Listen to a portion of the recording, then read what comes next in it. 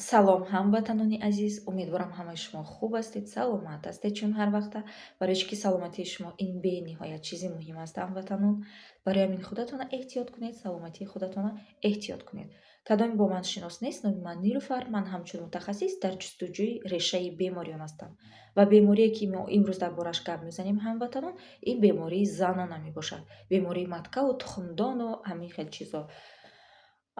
Ҳамватанон, маткаи зан ин чӣ аст? Маткаи зан ин замин аст, ҳамин хел аст. Ин ҷое ҳаст, ки дар он ҷо фарзандон инкишоф ёфтаанд ва ба дунё мебиёянд. Барои ана ҳамин чӣ ғажзие ки дар даруни маткаи шумо бошад фарқаш нест. Миом аст, киста аст, ё ин ки злокачественный ягон опухол аст, рак, чизе ки набошад, ҳамаи ана ҳамин чизо ин аз рӯи ё ин ки шумо мушкилот бо мардон доред, ё ин ки мушкилот бо фарзандон доред. Барои ана ҳамин анализ гузаронед. Кадоме ки бо маткаи худ ягон проблема дорад, ягон мушкилот дошта бошед, анализ гузаронед. Мумкин ки шумо шавҳаратонда лаънат равон кардагӣ бошед, мумкин ки шавҳаратонда ягон фикрҳои бад равон кардагӣ бошед. Фарқаш нест, агар шавҳари шумо мисол хислатҳои бадам ки дошта бошад, ин шумо дар ягон гар ҳуқуқ наметиҳад, ки шумо ба шавҳари худ лаънат равон кунед. Барои ё ин ки фикрҳои баду ниятҳои баду корҳои бад равон кунед, мисол аз даруни дил да. Барои чӣ ки ин чиз ғура, ин ки аз мард ин ғура аст да, ғурае ки дар замини шумо бояд инкишоф ёбад. Значит ки шумо ҳамун замина пешакӣ аз байн мебаред, шумо энергияи сиёҳ равон мекунед ба даруни худатон, ки маткаи худи шумо, организми худи шумо маткаи худатонро аз байн бурдан мегирад. Барои чӣ ки шумо мегӯед, ки аз ҳамин мард, мисол ман кӯдакдор шудан намехоҳам, барои чӣ ки вай хислати бад дорад. Шумо ин хел сухан бояд гуфтан лозим нест. Ин чизоро шумо аз дарун эҳсос мекунед да. Ҳамун марда вақте ки марг ки равон кардед, ягон чизҳои бад ки равон ки кардед, ин маъное оно дорад, ки шумо аз ҳамин мард мисол потомка, мисол чӣ хел гӯям, поколениеро намехоҳед да. Барои ҳамин мисол маткаи шумо бошад, худаш аз байн бурдан мегирад. Ва чӣ кор кардан дар кор, ҳамватанон? Ҳамин хел анализ гузаронед. Мумкин ки ҳамин хел лаънат равон кардагӣ бошед. Агар ки ин хел набошад, шумо мисол чӣ хел гӯям, отношенияи хуб дошта бошед бо шавҳаратон, значит ки тарафи падаратон фикр кунед, ки мумкин ки бо падаратон ягон мушкилот дошта бошед, мумкин модари шумо бо падаратон, мумкин бибии шумо бо бобоатон. Барои чӣ ки ҳамватанон, шумо медонед, ки ман ҳама вақт дар бораи энергия гап мезанам. Мегӯям, ки ҳар як инсон ин дуальный аст да, дуто энергия бо худ мегардонад. Ҳам энергияи сиёҳ, ҳам энергияи сафед. Энергияи сафед ин божественная энергия ном дорад.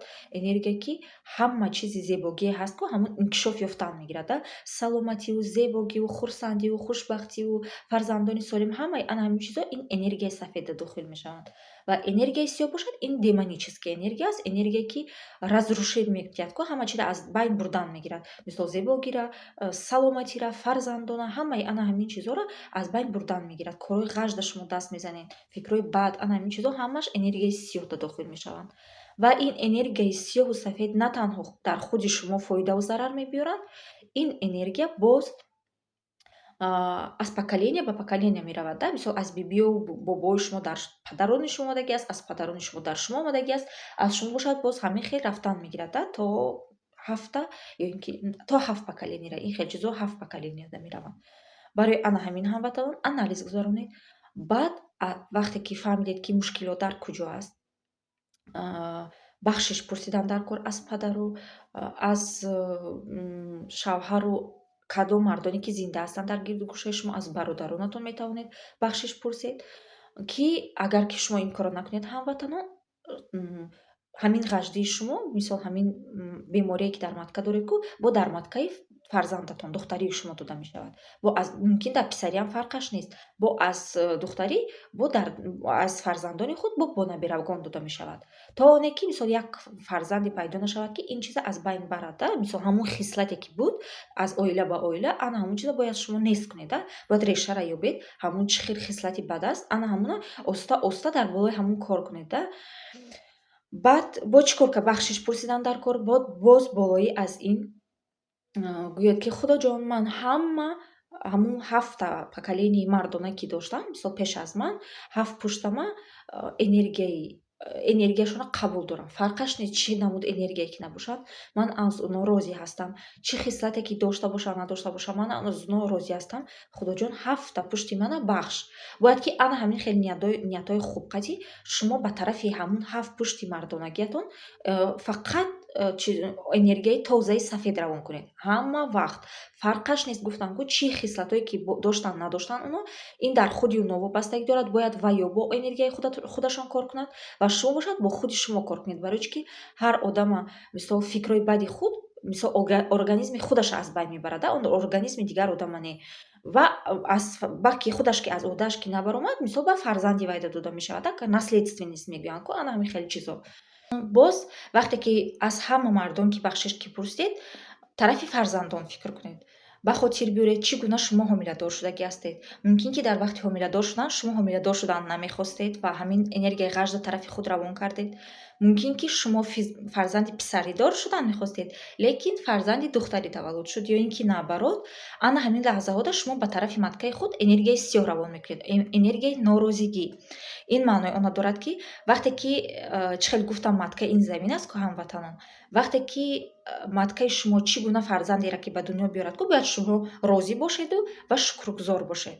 Вақте ки шумо ин чизоро ки накардед, ин маънои он дорад ки замини шумо намедонам мевагиҳои тару тозаву сабзавоту ин хел чизо намебиёраду рушқаву намедонам антоқу ҳамин хел чизо метиҳад ва шумо сигнал медиҳед ки ҳамин маткаи ман ин замини лойи аст, замине ки дар он ҷо ягон чизи нағз намерояд.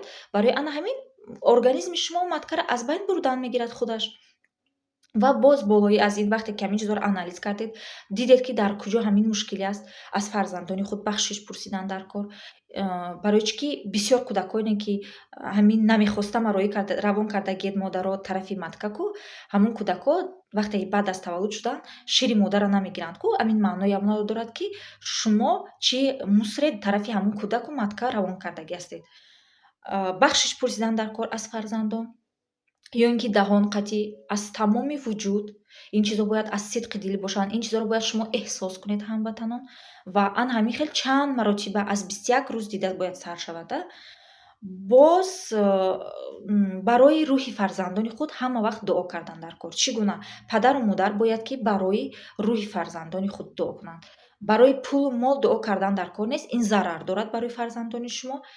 Барои ана ҳамин гӯед ки худоҷон фарзанди мана рӯҳаша солим кун, ё ки фарзандони ман рӯҳи солим дошта бошанд ва рӯҳи фарзандони мана бахш. Барои чӣ ки ҳамватанон вақте ки рӯҳи солим бошад ку дар фарзанди шумо, дар он саломатии солим мебиёяд, дар он шавҳари хуб мебиёяд, ё ин ки зани хуб, ё ин ки фарзандони солим таваллуд мекунанд. Ҳамаи ана ҳамин аз рӯҳ вобастагӣ дорад. Ҳама мушкилот дар рӯҳ мераванд, ҳамаи мушкилот аз рӯҳ мебиёянд. Ва зебогиву тозагирам низ аз рӯҳ мебиёяд. Ҳамватанони азиз, ана ҳамин чизоро кардан гиред. Бахшиш пурсед аз фарзандону мисол ана ҳамин чизоро равон кардан гиред. Бо болоӣ аз ин бошад аз организми худ бахшиш пурсидан дар кор. Ман вақте клиентҳои худамро мегӯям ки аз организм бахшиш пурсидан дар кор ку, тоҷико ягон миллати дигар не, фақат тоҷикои мо механданд. Чӣ хел организм ман чӣ хел аз иҷа бахшиш пурсам. Ҳамватанон, организми мову шумо ин як чизи зинда аст. Чизе ки тарафи организм шумо равон кардед ку, ана ҳамон чизе ба шумо обратно метиҳад организми шумо.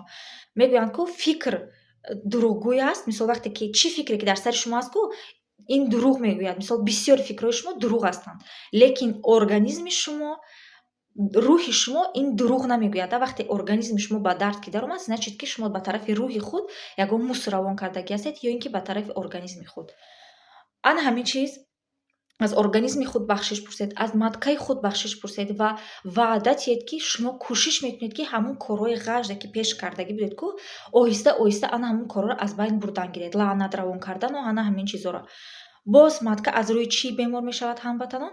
Аз рӯе ки мумкин шуморо ягон вақт насилия кардагӣ бошанд. Вақте ки дар ҷавониятон мумкин ягон кас шуморо маҷбурӣ, намедонам, ягон корҳои бад кардагӣ аст.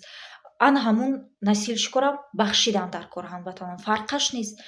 Ва ё бояд ҷавоби худашон диҳанд дар назди Парвардигор ва барои онҳорам низ бахшиш пурсидан дар кор. Худоҷон гӯед ки ман худам онҳоро мебахшам ва худоҷон туям бахш.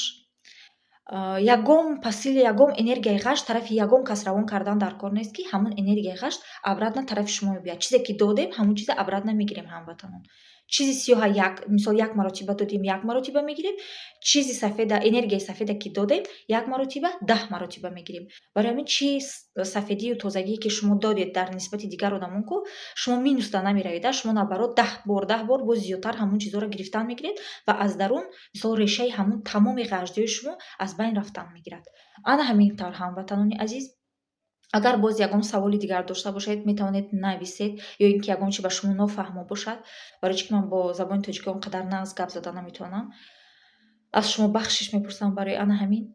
Ана ҳамин хел ҳамватанони азиз, умедворам ки видео барои шумо каме ҳам бошад, намедонам фоидаовар буд. То видеои оянда, худо кунад ки шумо ягон вақт бемор нашавед ва фарзандони шумо бемор нашаванд. Ҳамватанони азиз, хайр, то видеои оянда.